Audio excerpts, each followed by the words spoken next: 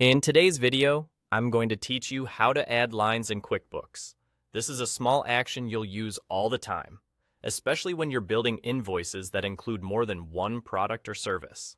To make things clear, I'll walk you through the invoice example, because that's where most people first notice the need to add extra lines. When you're on an invoice, look for the section that lists the items you're charging for. You'll see a column labeled Product or Service, along with fields for description, quantity, rate, and amount. Think of each row here as one line on the invoice. If you need to include another item, you have two simple options, and both work the same way in practice. First, the manual way. Below the item table, you'll see a button that says Add Product or Service. Click that, and QuickBooks will create a fresh blank line for you. On that new line, open the Product or Service field and choose the item you want to include. Once you pick it, you can complete the rest of the details, like quantity and rate. As you fill it in, your totals will update automatically. This method is excellent when you know you want to add one or more new rows right away. Second, the automatic way.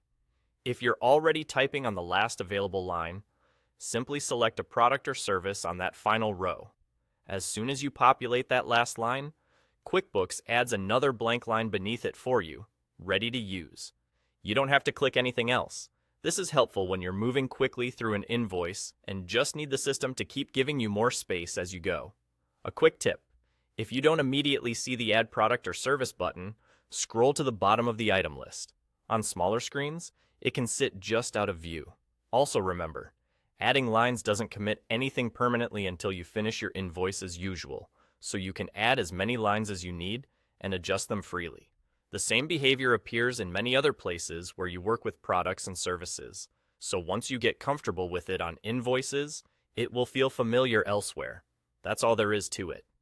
To add lines, either click the Add Product or Service button below the list, or simply choose a product or service on the last line and let QuickBooks create the next one automatically.